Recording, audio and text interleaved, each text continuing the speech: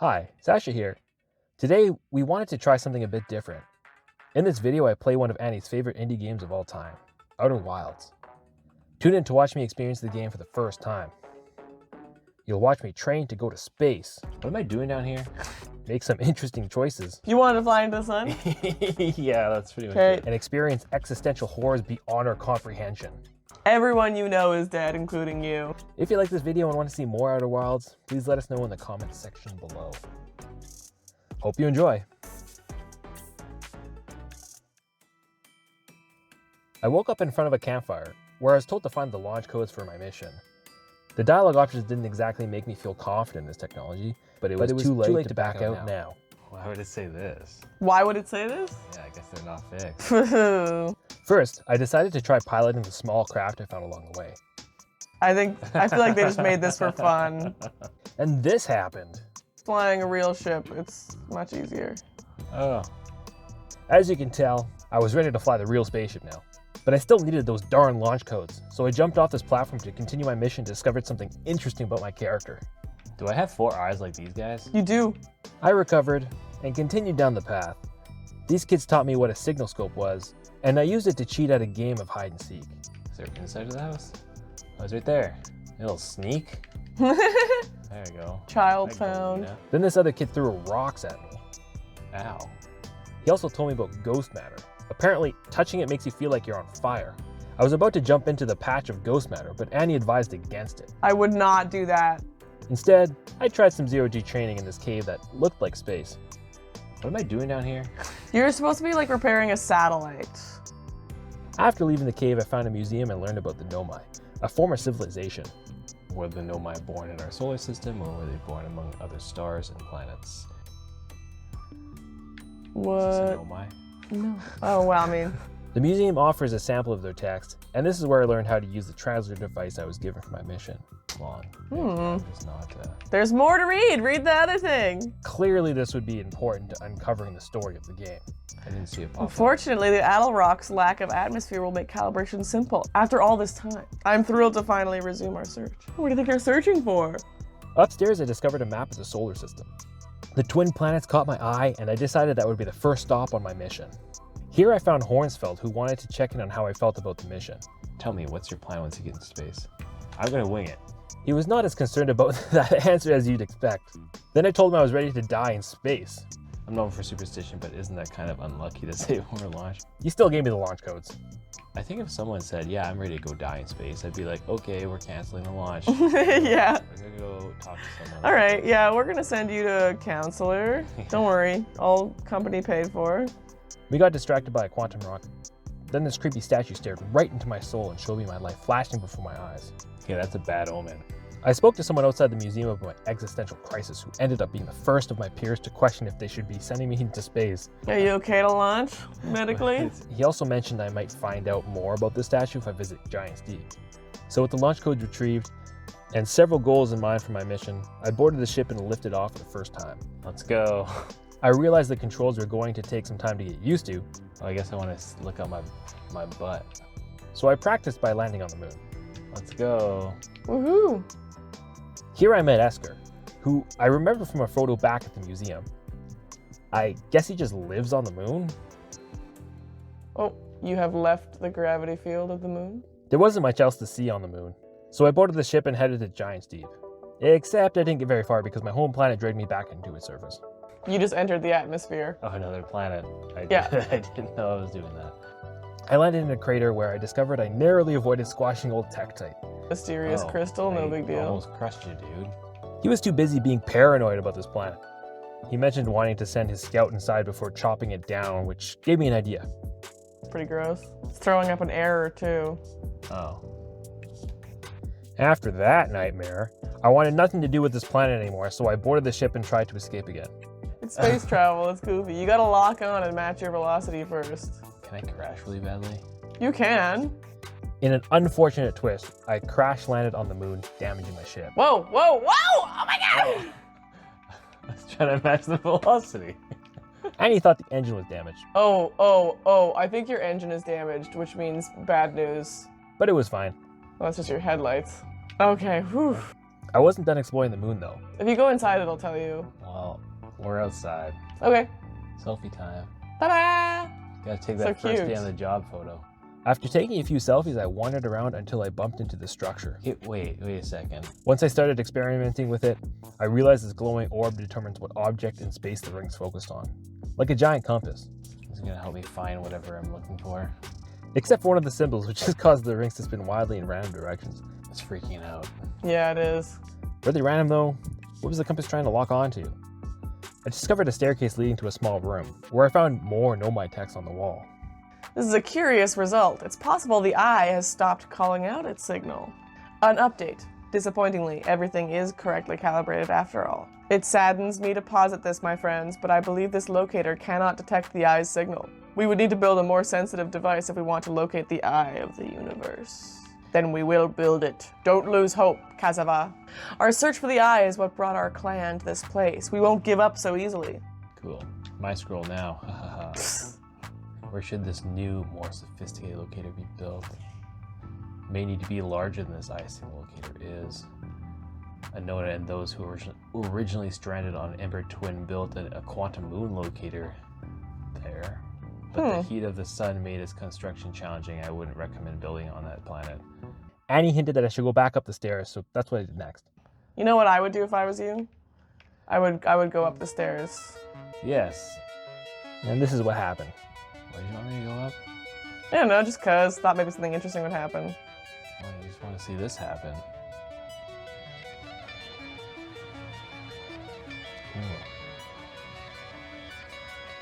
The sun obliterated everything, and my memories played like a slideshow as I died.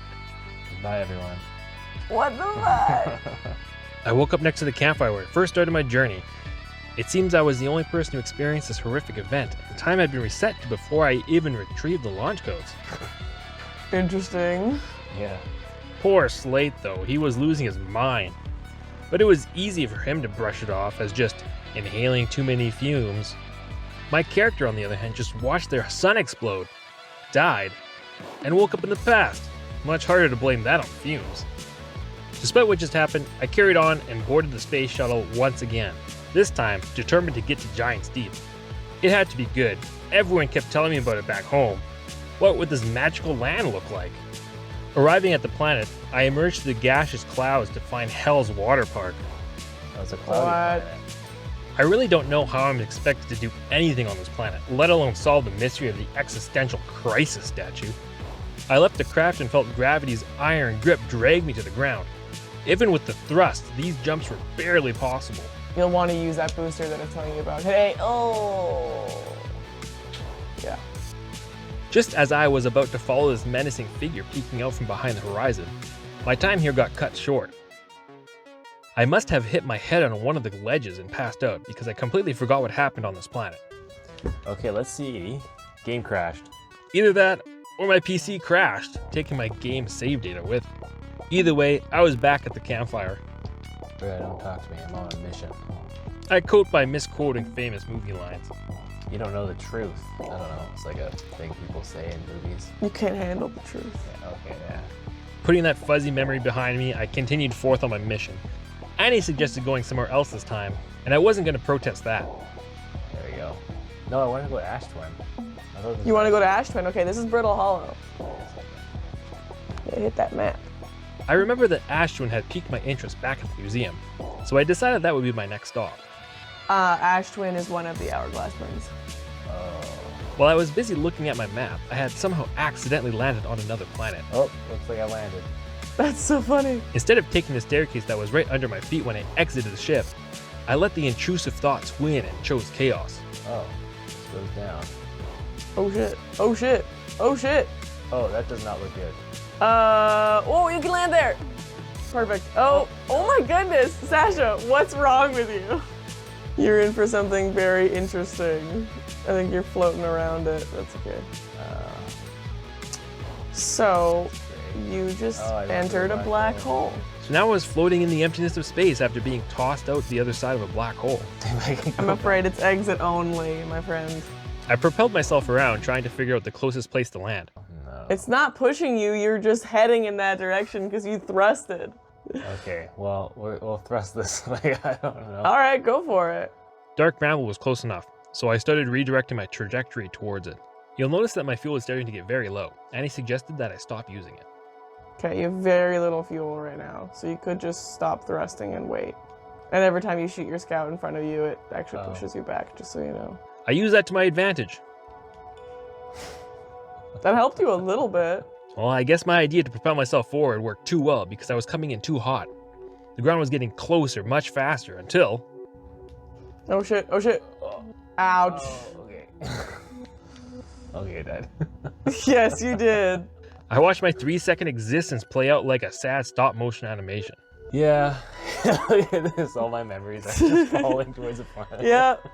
Okay, well, we're going to try this again. This time I had a perfect line of sight to Ashtwin. I locked onto the planet and stayed focused on my target, maybe too focused. Yeah, you gotta head towards it. Yeah, you're hitting I the wrong pressed thruster there, bud. Thruster, yep. There you go, you got it. How, Be careful. Oh, careful, don't come in too hot. There you go. I stepped onto the surface and then retroactively decided to make sure my suit was on. I'm wearing my thing, right? Yeah, you're in your suit. You would have died right away if you weren't. I sent my scout ahead of me and noticed something on the planet's surface. Following it led me to the strange glowing relic. Hey, what's that? Behind you. Annie pointed out the comet passing by. The interloper. I then found an elevator thinking I had discovered an entrance, but apparently this one only went up. I think that's the up elevator, unfortunately. Well, that's their problem. This clearly upset my scout, so I left to find another mode of transportation. Okay, well, If only I had a spaceship. go check that out. I found this sand elevator and managed to use it with only minimal damage to my organs. Uh-oh. There we go. It only slightly damaged me. Is this dangerous? I guess we'll find out. Yep. Regardless, I was losing oxygen and needed to find a source before I suffocated. Luckily, this planet sort of supports life. I flew over to these trees so I could breathe again. Hiding behind the trees, I noticed a secret tunnel. Secret tunnel. The cavern it led to was vast and covered in knowledge, so I took my translator out and got to work. The first note mentioned the tunnel I just entered from as a source of oxygen, but warned me not to stay outside too long unless I wanted to end up extra crispy. But do not linger, as the area is exposed to the heat of this alien sun. I saw something above and tried to jump up to it. Instead, I walked off the edge of the cliff. I jumped. Thrust up there. After some struggling, I managed to launch myself back up. There we go. I found directions to a shelter site. Okay, so forward, sandfall, turn left, rock column room, go at up. the pit. I follow these directions precisely. Okay, that's a sandfall. And then turn left. That's right. There You we just go. turn right. The directions led me to even more directions. Good job. Once on the far side, look for the tunnel hid behind the fallen sand. Follow it and you'll reach the shelter site. Walk forward, jump, thrust. There you go. This cactus had no oxygen to offer me, but I still had a reasonable amount left. Then I found this message telling me to hurry before the sand comes. Maybe I was too hasty because I missed that jump and fell to the bottom of the chasm. Dude. I hate this. Oh my goodness. I launched myself back up again, but forgot to use the booster on my second attempt across the chasm. Hit the booster.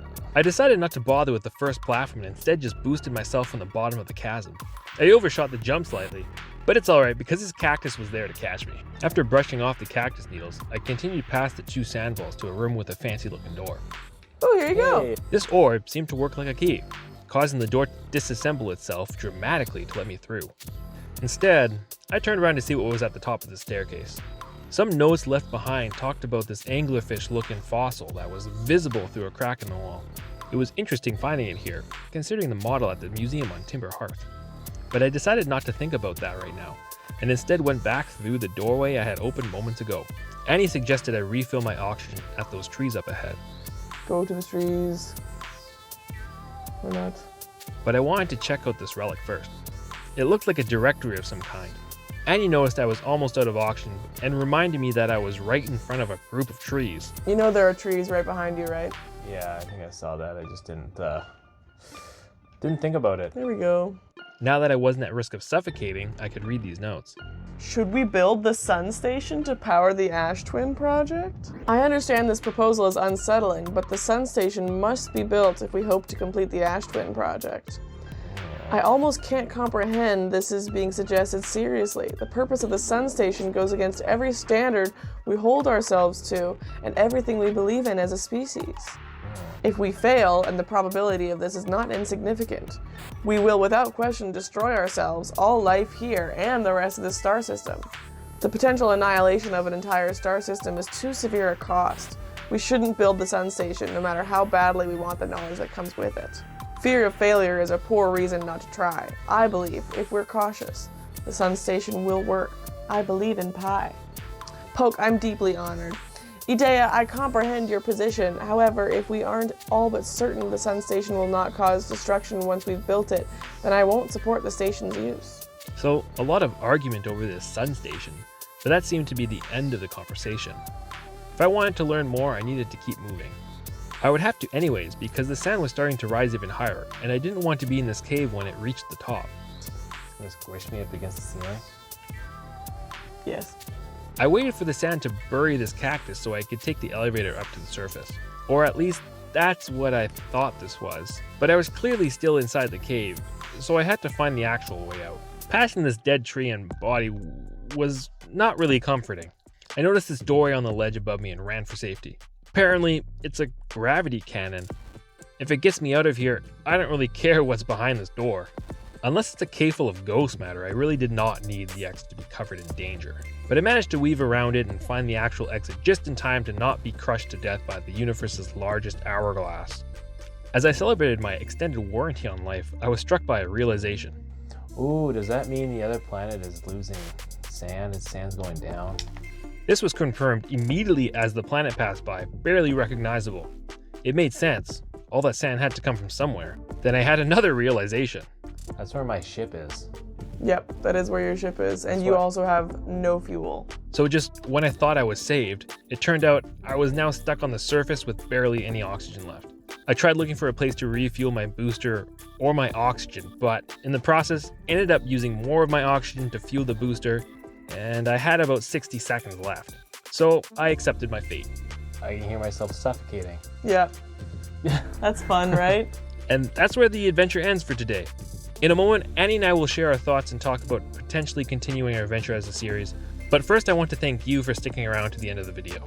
If you like this video, please leave a like and share your thoughts about it in the comments. Annie and I really enjoyed this game, so if you want to see us continue our journey, let us know and we'll make more Outer Wild videos. I'll let Sasha and Annie share their thoughts and sign off.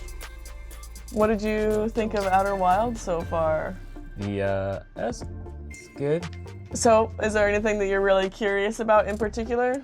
I don't know, I guess it's just the Ash Twin project stuff and the Right? in the sky. Yeah. I mean, Because there seems to have been a lot of debate between the Nomai about about blowing if up it was the sun. worthwhile. Yeah, I mean, they're not trying blowing to up the They're sun. not trying to blow up the sun. I'm assuming they're trying to use the sun as some sort of power source to do something. Right. Maybe you could visit the sun station. I have seen clips of people trying to land on the sun station. Yeah, you have. So you know that it's incredibly difficult. Yeah. The general story and some other puzzles and stuff in this game are still a secret. I've been spoiled in some things. That's okay, I'm sure. It still seems like something I can keep playing because of the loop. There's a lot to learn, I'm sure. There's so much to wrap your head around. I didn't even fully understand it.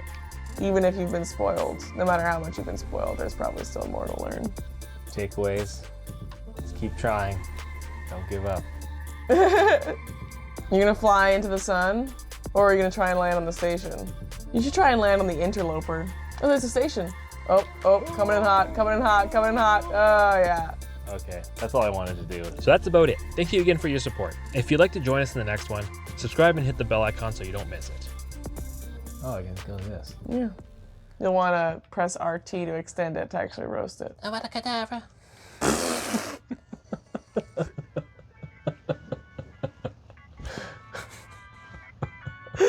Oh my goodness.